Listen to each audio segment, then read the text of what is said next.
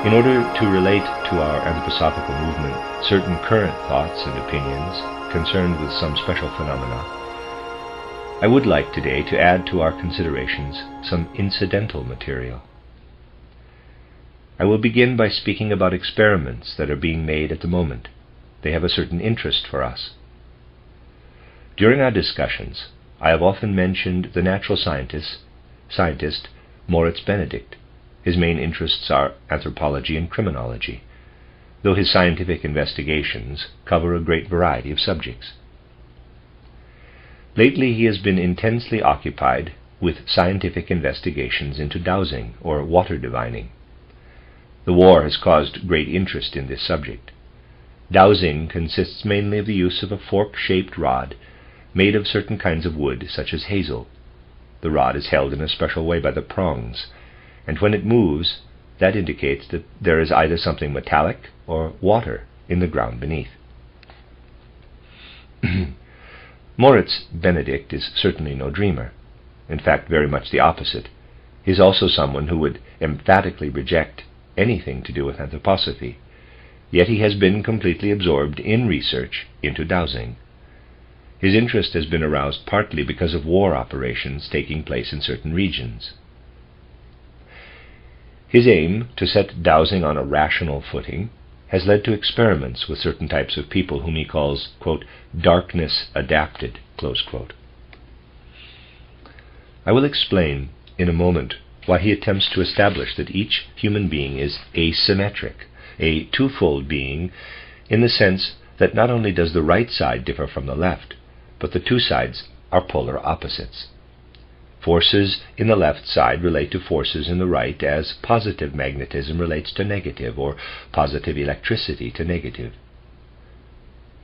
Moritz Benedict has discovered that when a person holds the divining rod by both prongs, the forces in the left side of the body unite with those in the right side. Or, as he expresses it, the forces, by flowing together, form a common stream of emanation. When a person particularly strong in such forces walks over ground beneath which there is water, a change takes place in the forces of both sides of his body. This change is caused by emanations streaming upward from the water below into the person.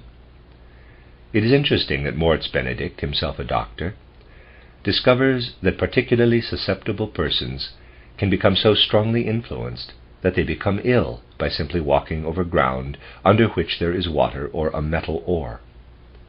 Thus Benedict found that if certain individuals walked over ground containing particular substances which they either ignored or knew nothing of, they could suffer illnesses such as melancholia, hypochondria, or hysteria, illnesses of which doctors no longer know much more than their names. However, when the same individuals held the divining rod, they did not become ill. The rod causes the two streams of forces in the body to unite, and as it dips, it diverts the force that would otherwise cause illness in some part of the body.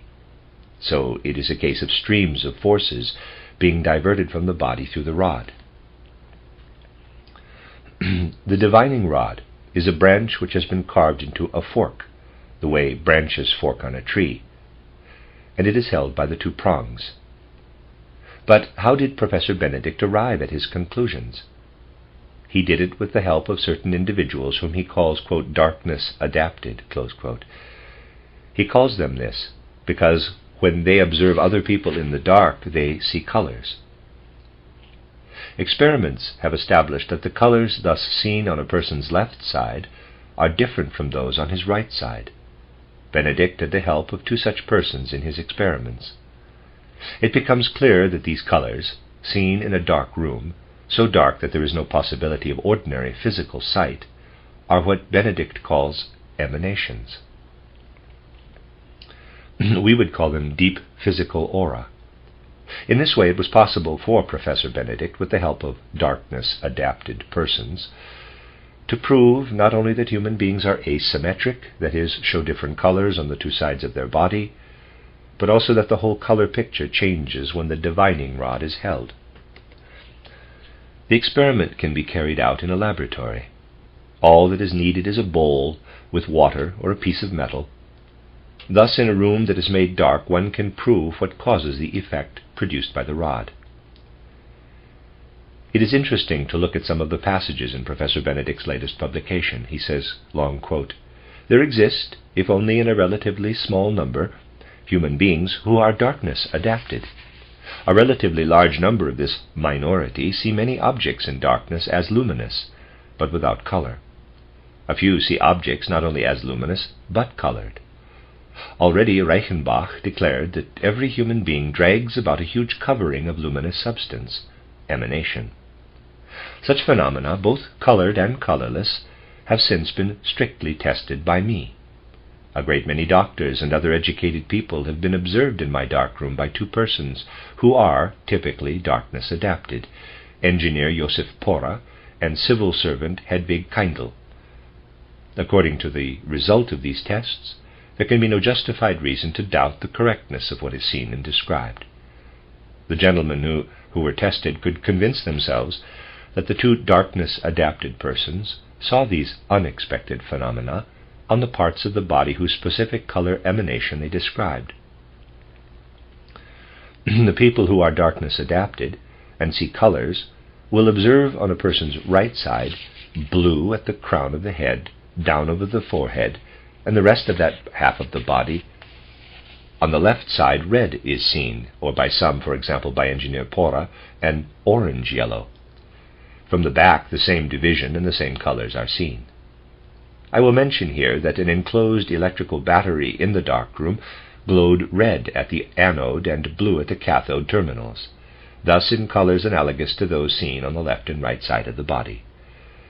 The emanations from the two polar halves of the body were united into a single stream through the rod and combined with the emanation from the substance below the rod. Its deflection signified this union." Close quote. All this is very interesting. I must emphasize, so that there can be no misunderstanding, that what we are here concerned with has nothing to do with what I describe in my book titled Theosophy as the aura. What I describe reveals man's higher soul and spirit. What Professor Benedict discovers in his darkroom is something that exists below the threshold, that is, not above, but below the threshold of man's ordinary consciousness. These emanations or radiations are not perceptible to ordinary physical sight. What is interesting for us is the fact that a modern natural scientist finds it acceptable not only to speak about, but to investigate scientifically a subconscious aura. It is also interesting that Benedict himself finds it necessary to indicate that an aptitude for using the divining rod is not an indication of a higher kind of human capability.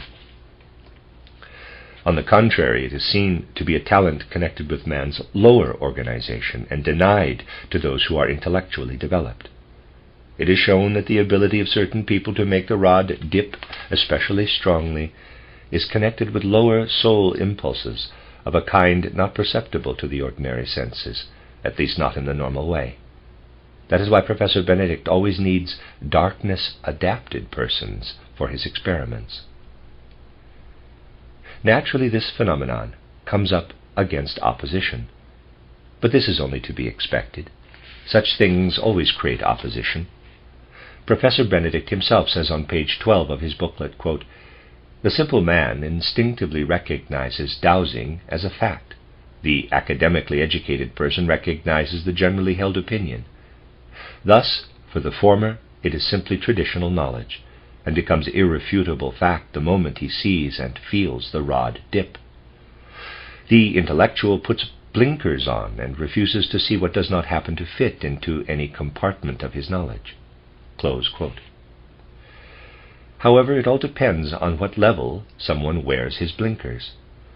Professor Benedict takes his off when he investigates the aura connected with dowsing, but he puts them on when it comes to those higher realms investigated by anthroposophy. But other things of interest, based on his experiments, are published by Professor Benedict. He says, for example, quote, we want to emphasize the significance these experiments have for the theory of color. The Newtonian theory that color effects originate exclusively from light, which is reflected or transmitted through the prism, is universally accepted without reservation by the Guild of Physicists, but it was challenged by Goethe. He maintained that the color impressions we receive from naturally colored objects, and also from fabrics treated with natural color, are due partly to the colored objects themselves. The proofs he offered were not sufficiently convincing to be generally accepted. With the help of the pendulum, the theory of emanation dramatically confirms and clarifies one of Goethe's views. In this connection, it must be stressed that reflected light produces emanations similarly colored. Close quote. Thus you see that Benedict, now that he has embarked on research into this border realm, comes as far as Goethe's theory of color. When one has been occupied, as I have, for more than 3 decades with justifying and defending Goethe's theory of color, then one is able to evaluate the extent to which there is a connection between the theory of emanation and Goethe's theory of color, and also whether there is a connection between the bone-headed materialistic theories that dominate modern physics and the rejection of Goethe's theory of color. However, what is interesting is that when someone ventures even slightly into the theory of color, he gets a little further in the direction of the anthroposophical view. It is significant that when experiments are made with things like dowsing, it is found that the simple man instinctively recognizes the phenomenon for a fact, whereas the scholar or academically trained person recognizes only the general opinion. It is significant because no age has been so dominated by opinions as ours, although it is always stressed that common sense should prevail. This is stressed especially in politics, but the fact is that healthy human common sense must today be striven for. It is simply not there. That is the great secret of our time. It must be striven for so that man can regain the connection with the spiritual world which in ancient times he had through atavistic clairvoyance. What he lost can be attained only along the path anthroposophy indicates. I have mentioned that Professor Benedict is a somewhat vain person, which makes his books rather disagreeable to read, though it does not apply in this particular case. The frontispiece in his book is a photograph of himself, sitting in his dark room, making experiments with the pendulum.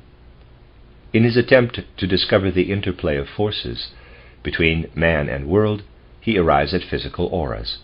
That is significant, because even such physical experiments in this realm show that the accepted concept of space must be altered, must acquire a new foundation. Through such experiments it is shown, for example, that water is not just contained within the earth. Different emanations flow together when the water diviner walks over ground below which there is water. The rod dips because emanations rise from below and unite with emanations from the human being. In other words, water is not only under the ground. An element rises upward from it. You may remember my pointing out the great significance of Schelling's famous, or perhaps not famous, saying, quote, "An object exists not only where it is present, rather it exists wherever its effect is manifest." Close quote. To comprehend such things is important. In my book titled The Riddles of Philosophy, you will find more about the significance of such concepts. They enable one to see things as they truly are, rather than to cling to preconceived notions and opinions. Though it is naturally not generally acknowledged, individual instances do factually prove that the anthroposophical way of looking at things can guide modern man's thinking in the right direction. When an issue is approached without prejudice, thinking is led toward anthroposophy. The war has drawn attention to dowsing. It has become important to discover just what there is beneath the ground in certain regions, especially in regard to water. To find water becomes essential for those who must stay behind in those regions when other sources have become exhausted. Thus, investigation into dowsing reveals especially when account is taken of the lower aspect of man's nature, that he encompasses infinitely more than either modern philosophy or biology have ever dreamt of. It is a strange fact that although individual instances demonstrate that anthroposophy points in the right direction, it continues to be treated in the peculiar ways I have indicated in recent lectures.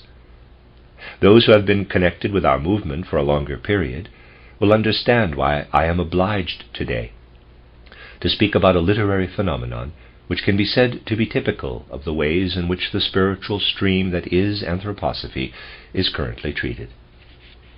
A book has just been published by a professor at Berlin University, Max Dessoir, a hefty book entitled, titled Behind the Soul. It contains a chapter which, in the typical way I have mentioned, deals extensively with anthroposophy. When I picked up the book, my first thought was that it was going to be very interesting to see how those concerned with modern philosophy would discuss anthroposophy, and especially so as the author is a professor at a university. In fact, I looked forward to reading the book. I expected opposition, of course. That cannot be otherwise, for reasons I have mentioned. It is not surprising that modern philosophy is still opposed to anthroposophy. That does no harm, provided the opposition is not defamatory or malicious. After all, it is precisely through dialogue, through exchange of thoughts, that something very positive can come about. However, as I studied this seemingly substantial book, I had to say that it was not in the least interesting. Everything he deals with, not only in the lengthy chapter on anthroposophy but elsewhere, shows that the author has not the slightest understanding of what anthroposophy is, or the direction in which it points. It is quite extraordinary. He attempts to tell the reader about anthroposophy and does not come up with a single correct statement. His misinterpretations are typical of those usually made. One's first reaction is to wonder how someone who must claim a degree of intelligence comes to present such a caricature.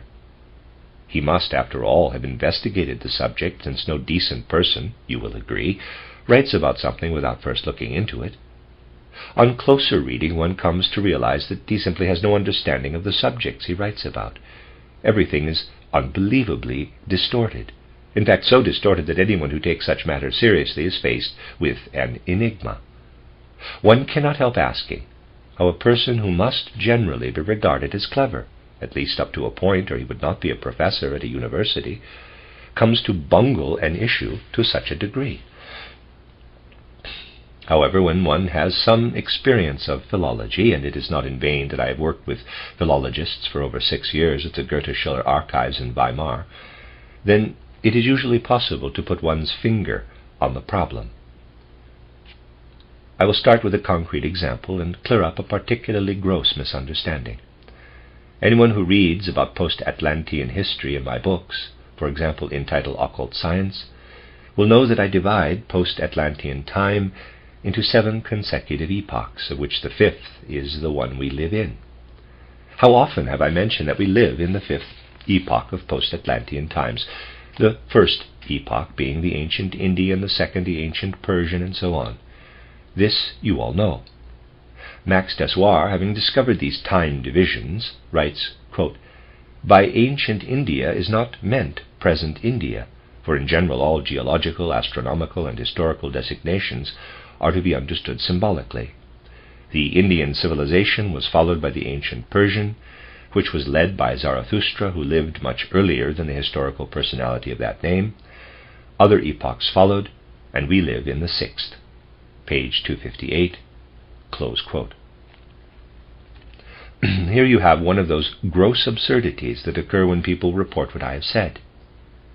But you will agree that the problem becomes worse when it is brought about by a professor whom one expects to be exact and correct in what he reports. What he writes here is certainly nonsense. If you turn to my title Occult Science, you will realize how this inaccuracy came to be written. There it is said that the 5th cultural epoch was gradually prepared within the 4th, and that the 4th, 5th, and 6th centuries of the 4th epoch were especially important in this preparation.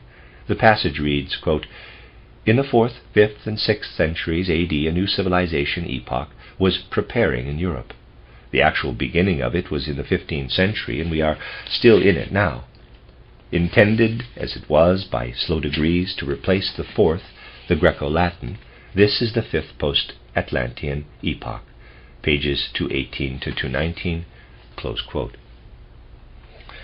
This passage Professor Dessoir reads with such care that by the fifth line he has forgotten what it is about, or perhaps filed it incorrectly in his index card, and as he looks again he reads the first line, quote, in the 4th, 5th, and 6th centuries, close quote, the fifth epoch was being prepared. As he looks once more, as a professor he is very careful, his eye falls on the first line instead of the fifth, and he writes, quote, we live in the 6th epoch, close quote. Such is this man's method when he sets out to explain the anthroposophical movement. It shows an unbelievable superficiality, which remains undetected because one simply takes for granted that professors are responsible people. Those who read this passage without checking will accept it without question. It is not so terribly important that he says 6th instead of 5th, but it is an instance that provides us with the solution to the problem, an exact philological solution, which shows the man's irresponsibility. Let us look further in order to find the measure by which to evaluate this publication. Dessoir writes the following, quote, if contemporary man is to attain a higher consciousness, he must begin by immersing himself, with all his powers, in a mental picture. Best suited for this purpose is a symbolic picture such as a black cross, symbol of the lower desires and passions which have been destroyed, whose intersection is surrounded by 7 red roses, symbol of desires and passions which have been purified, page 255, close quote. Anyone who reads this passage in Max Dessoir must ask if this anthroposophy is quite mad. How is that to arise which is symbolized as purified desires and passions if the black cross symbolizes that desires and passions have been destroyed? If all desires and passions are destroyed, then what is there left to transform? So again, what he has written is nonsensical. But you see, the passage is supposed to be a quotation, so let us turn to occult science. There we read, quote, then, having entered right into the experience of the thoughts and feelings, we can recast them in the following symbolic picture. Imagine you see before you a black cross. Let this black cross be for you a symbol for the baser elements that have been cast out of man's impulses and passions. Page 231, close quote. Professor Max Dessoir audaciously alters this passage to, quote, symbol of lower desires and passions which have been destroyed, close quote. Whereas it says, quote, baser elements that have been cast out of man's impulses and passions, close quote. This shows how carelessly he reads and how inexactly he quotes. In dealing with supersensible knowledge, it is all important to be as conscientious as possible, especially when quoting. Yet the learned professor appears to go out of his way to be as slovenly and inaccurate as possible. Faced as one is with the complete caricature of anthroposophy, one comes to realize that this man is incapable of giving a proper rendition of it, not for lack of intelligence, but for lack of ordinary scientific conscientiousness. One comes to the conclusion that his main characteristic is superficiality. Let us look at another passage where he speaks about how clairvoyance can be attained. Quote, the goal of all philosophy is attained by the soul through such inner work. One must be careful to distinguish body-free consciousness from dreamlike clairvoyance or hypnotic influences. When our soul forces have been strengthened, the capital I can experience itself above consciousness. It is in fact possible already in the perception of color and sound to exclude the body's mediation. Page 255, close quote.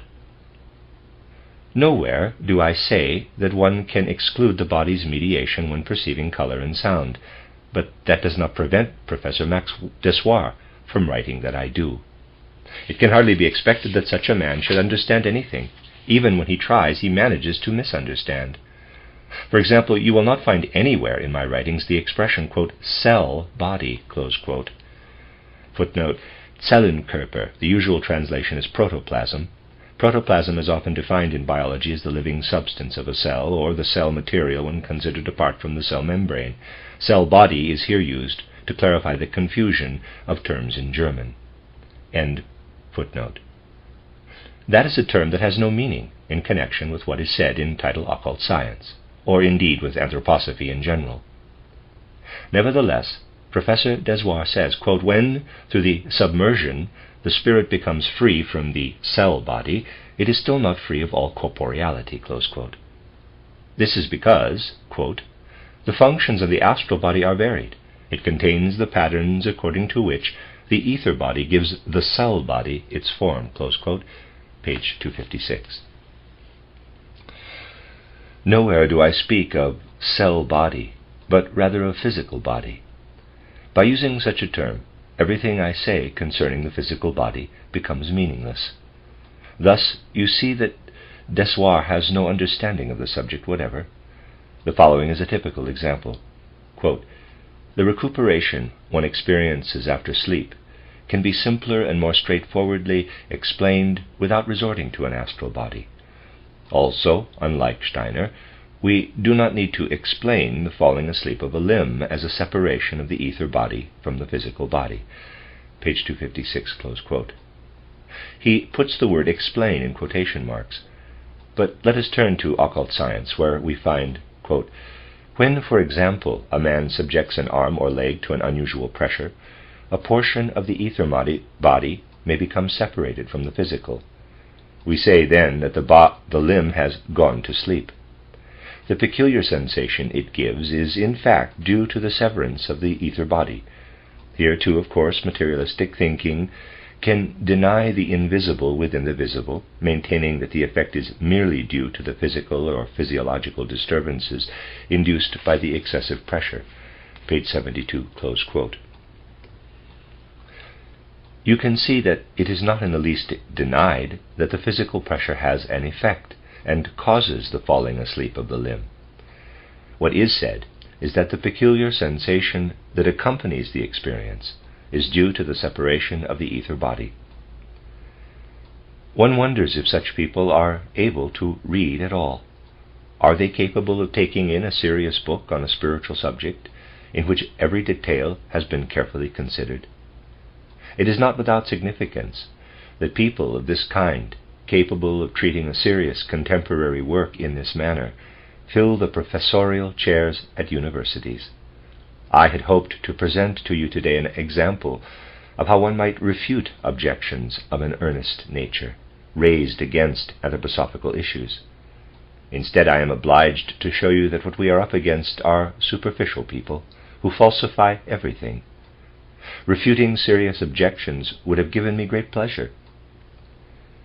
Dessoir finds, as one might expect, the passages in occult science dealing with the Saturn evolution particularly, how shall I put it, lip-smacking. It is only natural that he is especially offended by a passage which he presents as follows.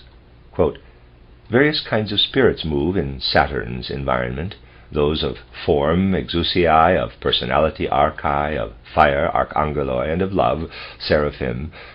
Through the angeloi, processes of nutrition and excretion develop on Saturn, and through the cherubim, at a later stage, a dull, dreamlike consciousness. The clairvoyant can experience these conditions even today, for they are actually always present to a supersensible perception, which is akin to smell. Page 258, close quote.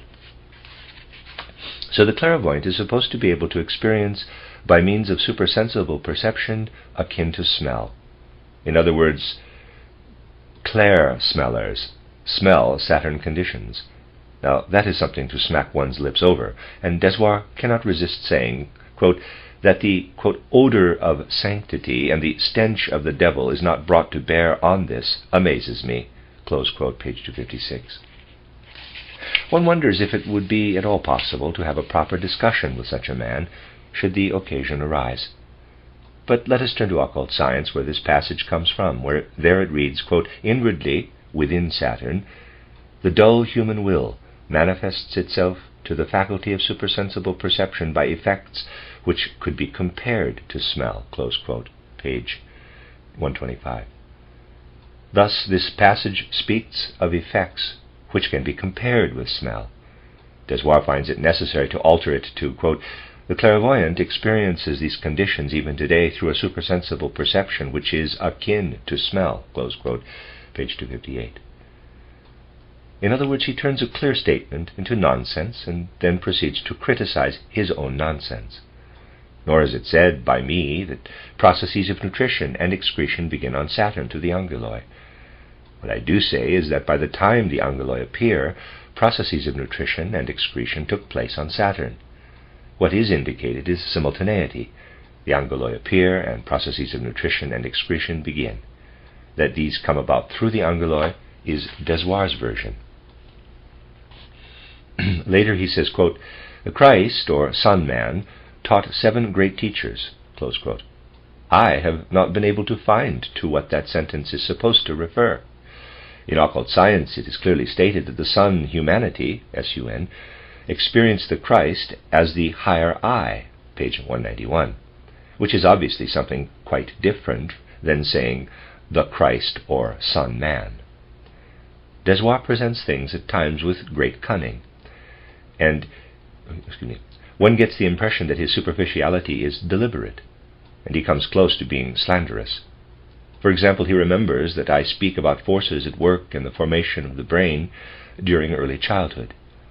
You will find descriptions of this in certain lectures with which Dessoir is slightly acquainted. These lectures are published under the title The Spiritual Guidance of Man. I describe that if one later remembers how all the wonderful wisdom which later arises in the brain could have been produced by one's own cleverness, then one comes to see how wisdom works from the unconscious in man during the first 3 years of childhood. The ingenious Max Dessoir, professor at Berlin University, quotes that as follows. Quote, "Particularly a person who has learned wisdom himself," this Rudolf Steiner confesses, "will say, 'When I was a child I worked on myself with forces that entered me from the spiritual world, and what I am now able to give of the best within me must also stem from higher worlds. I cannot regard it as belonging to my ordinary consciousness.'" Close quote, page 260. Thus Dessoir gives the reader the impression that I maintain that everything I say is of my own making. Let us turn to title The Spiritual Guidance of Man. There we read, quote, "The idea thus gained of the guidance of humanity may be extended in many directions. Let us suppose that a man finds disciples, a few people who follow him. Such a one will soon become aware, through genuine self-knowledge, that the very fact of his finding disciples gives him the feeling that what he has to say does not originate with himself. The case is rather this, that spiritual powers in higher worlds wish to communicate with the disciples, and find in the teacher the fitting instrument for their manifestation. The thought will suggest itself to such a man, 'When I was a child I worked on myself by the aid of forces proceeding from the spiritual world, and what I am now able to give of my best must also proceed from higher worlds. I may not look upon it as belonging to my ordinary consciousness.'" Close quote, page 22. That is the passage quoted by Dessoir. My continuation reads as follows, quote, "Such a man may in fact say something demonic, something like a daimon, using the word in the sense of a good spiritual power, is working out of a spiritual world through me on my disciples. Socrates felt something of this kind." Close quote, page 22. Thus the whole passage refers to Socrates.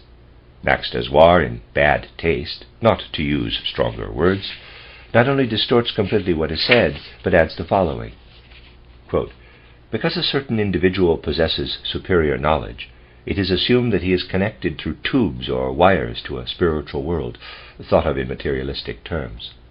The objective spirit of which Hegel speaks is transformed into clusters of demons, while a muddled religious thinking conjures up all kinds of phantoms." Close quote, page 260.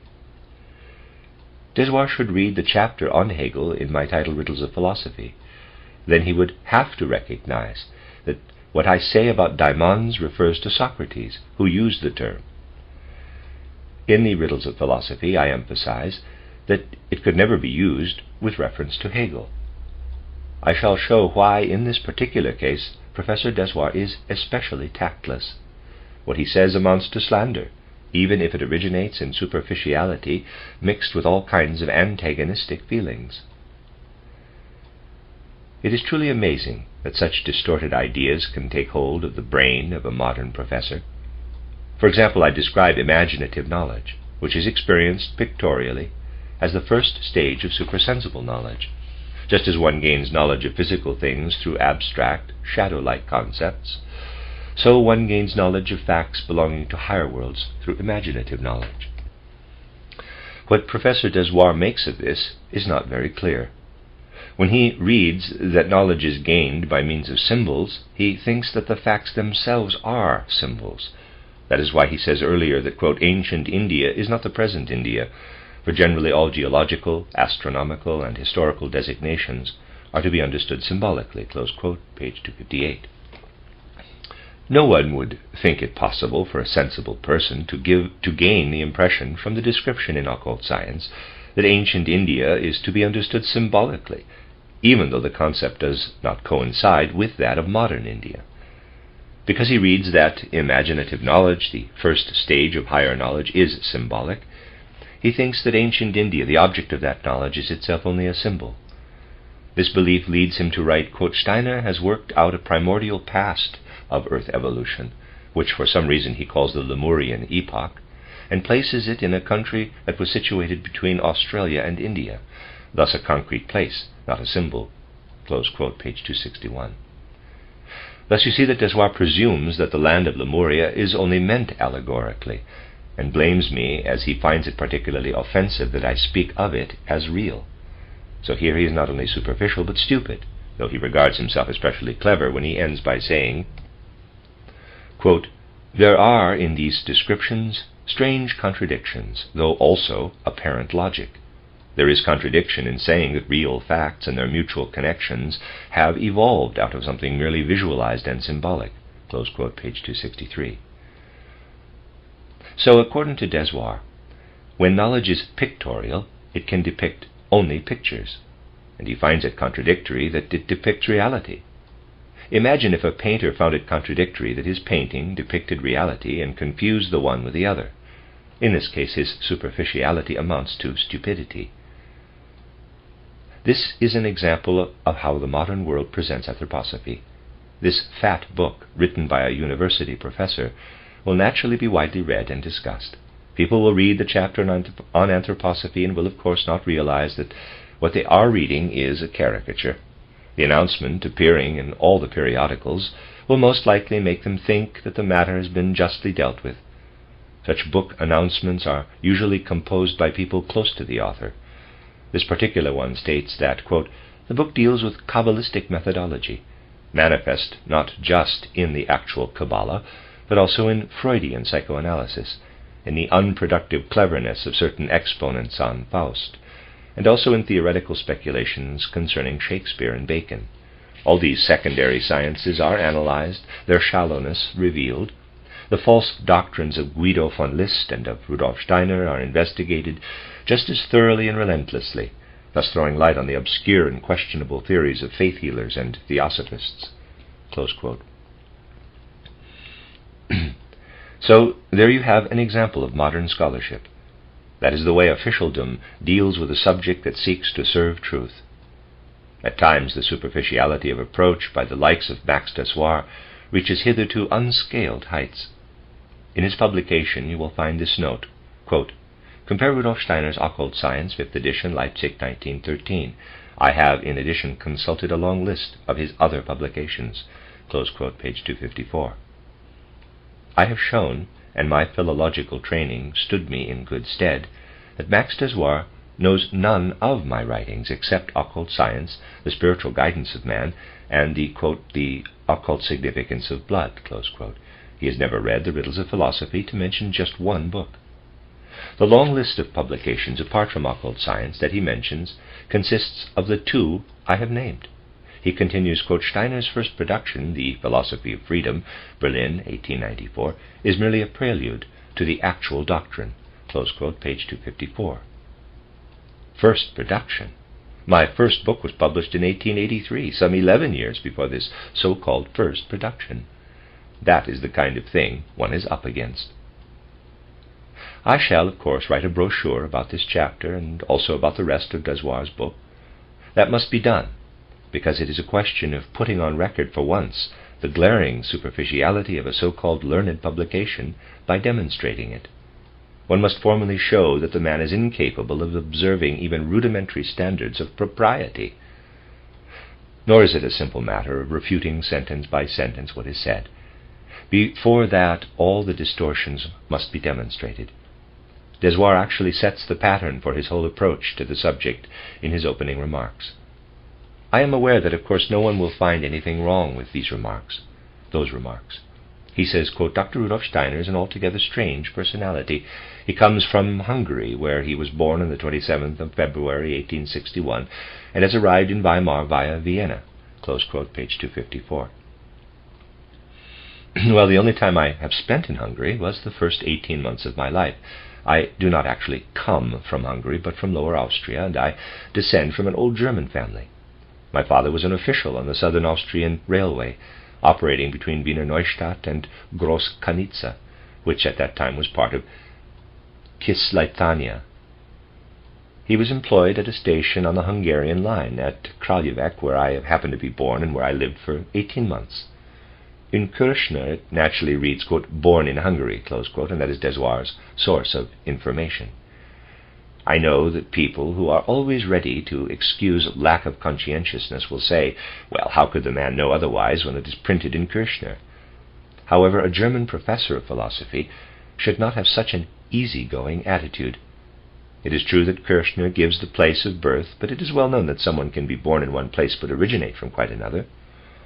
Nowadays, that often happens, as people are becoming more and more intermingled. I mentioned that Max Desoir is acquainted with the lecture, The Occult Significance of Blood. His quotations from it are quite ingenious. If you look at that lecture, you will find that I proceed with the greatest caution when I explain how things were in earlier times. One of the things I explain is how the blood used to affect man's memory to a much greater extent. Let me read that again. One of the things I explain is how the blood used to affect man's memory to a much greater extent. I emphasize that these things are difficult to describe. Often one can make only approximate comparisons. Needless to say, Max Desoir completely ignores these introductory remarks. If you look up the passages to which he refers in The Occult Significance of Blood, you will see that with what care and caution everything is described. But Max Desoir deliberately quotes so as to give the maximum adverse impression. He first remarks, quote, the astral body is supposed to come to expression partly in the sympathetic nervous system, partly in the spinal cord and brain, close quote, page 261. He then quotes this sentence, quote, the blood absorbs the pictures coming from the external world and made inward through the brain, close quote.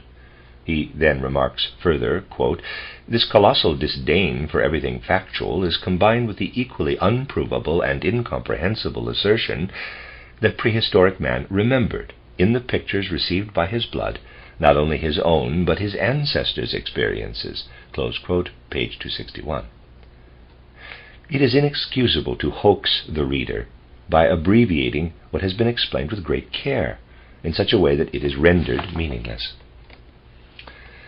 This hoax is particularly damaging, as it presents things in a defamatory way.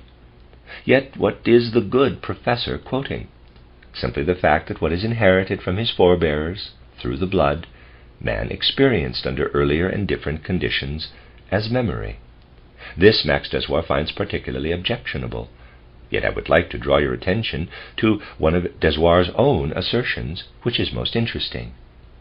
He explains how it comes about that very ancient views still persist, views such as those held by superstitious country folk, by faith healers, or by Guido von List and anthroposophists.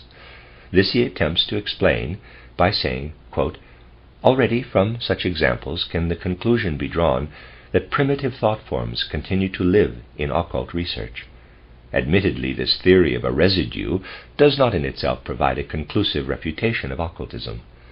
The truths grasped in the youth of a people could have become lost from our cultural field, but this is refuted by the facts drawn on for support. And a memory of primitive man's thoughts and views would explain why modern man has difficulty in freeing himself from them. After all, our blood is run through our veins for many centuries.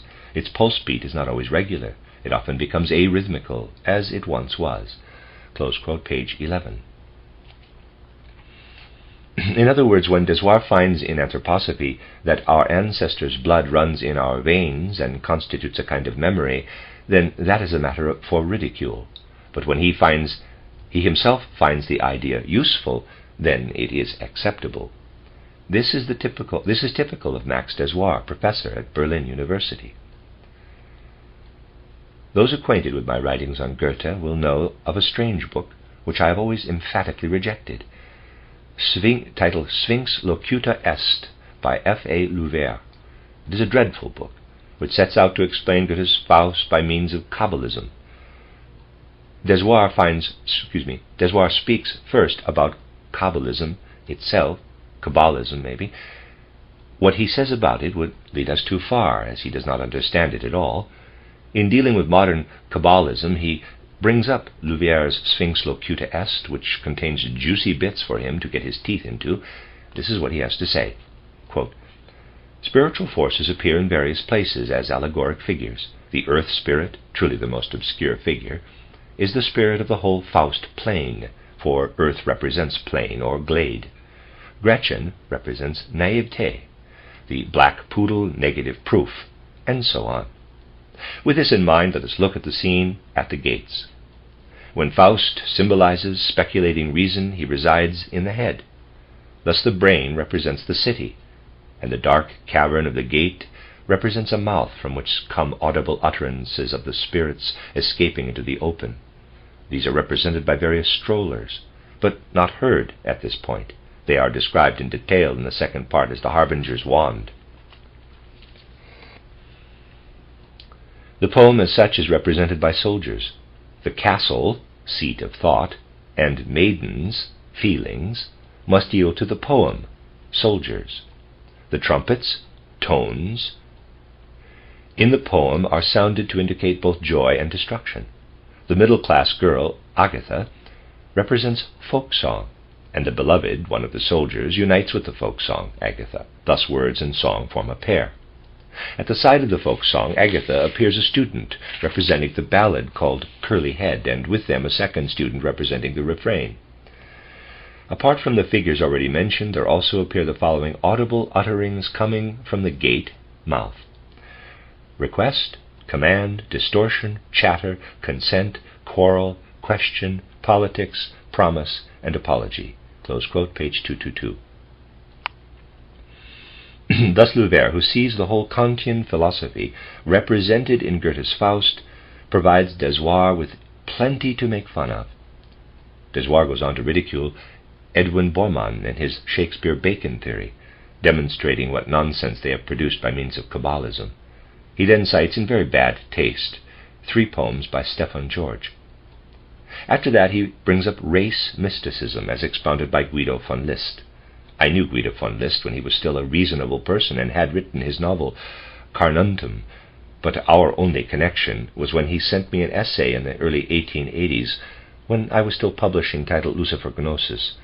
I returned the essay as it was amateurish and quite unsuitable. Dessoir goes on to speak about Christian Science. You know how much connection I have had with that. My relation to Christian Science can be summed up in the few words I usually said when asked about it after public lectures. Dessoir uses similar words as his own, but you know it is what I have always answered to questions about Christian Science. It is utterly materialistic. Furthermore, this so-called Christian Science has no right to call itself Christian. Dessoir says, quote, for it is clear that the whole teaching is irreconcilable with the spirit of Christianity. A teacher that wants to eradicate all suffering cannot take the Gospels as precedent. Christianity proclaims with awesome solemnity the truth that sin and pain necessarily belong to human nature. These are not illusions of imperfect human reasoning, but facts. Hence the need for God's mercy and the sacrificial death of Jesus. Christian Science is not Christian. Close quote, page 243. He goes on to describe the theosophical movement as neo-Buddhistic. Well, I could write a book about spiritualism, and based on Desoir's own descriptions of how he has attended all kinds of spiritualistic meetings, devote a chapter to Max Desoir, linking him with spiritualism. That would be as justifiable as the way he here links anthroposophy with theosophy, especially in the following tasteless passage. Quote, "The occult researcher of this, quote, universal brotherhood," close quote, opposes violently the modern or pseudo-theosophists, by whom are meant the anthroposophists rallying round their master, Rudolf Steiner. However, their opposition shall not prevent us from looking into this movement as well. Close quote, page 240. Another thing that must be pointed out is Desoir's unscrupulous mixing things together so that they become related to issues with which they have nothing to do, as is done throughout a book. For example, you find the following, quote, "There is always a danger that such societies could wield a certain influence, especially in our uncertain times. One consolation is that race mystics, faith healers, and theosophists mutually despise and fight one another." Close quote, page 240.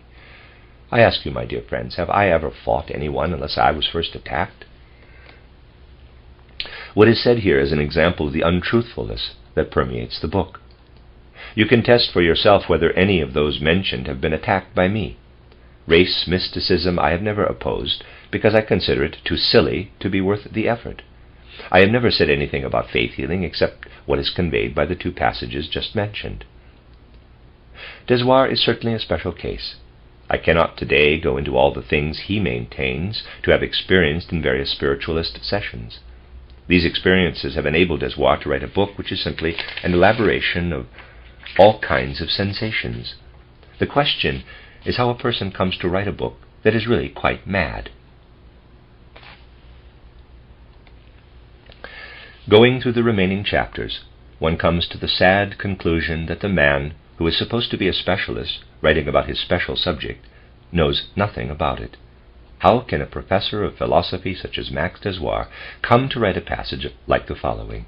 Quote, "A musically cultivated person will succeed at every moment, during an opera, to grasp as a unity the text, the music, which itself is highly complex, and the acting, despite the fact that these three components may be quite independent of one another." Close quote, page 35. Someone with any knowledge of what Aristotle, for example, says about the collaboration between the senses in the normal human being could not deliver such verbiage. So it amounts to this, that a university professor, supposedly a specialist in his field, has not read, let alone studied, even the simpler aspects of his subject. It is truly astounding. Here among ourselves we can, for once, discuss these things freely. I shall, of course, be completely objective in my official refutation. I shall point objectively to the facts and refrain from using the sharp words I have employed today. It must be put to the test whether there are still people who at least become indignant when their attention is forcibly drawn to such a, quote, cultural, unquote, publication. Desoir brings up another peculiar matter. He speaks about consciousness. There exists, he says, a borderline, even a surface area of consciousness. To illustrate it, he comes up with the following, quote, "Let us resort again to an easily understandable picture. From the center of the circle," he means the circle of consciousness, "a complex of ideas slide to the periphery and become engulfed, yet remain partially definite and coherent. To give an example, when I lecture on familiar subjects, there can come into that region incidental thoughts and ideas, so that one's attention is drawn to other things. Nevertheless, I continue speaking without conscious participation, as it were, in what I am saying. It has happened that I have become surprised by a sudden quiet in the hall, and have to make clear to myself that it is because I have stopped speaking. Thus habitual opinions and trains of thought can be continued unconsciously, especially when they, as it were, move along not very vividly, while the speech connected with them likewise continues without difficulty along well-practiced paths." Close quote, page 34. Well, I might have known. I am quite sure that not even in this circle have I ever continued speaking without being conscious of doing so and participating in what I was saying. Desoir's statement really amounts to an extraordinary self-revelation. One wonders to whom else this condition applies, but that I shall not pursue. he obviously considers it applies to everybody.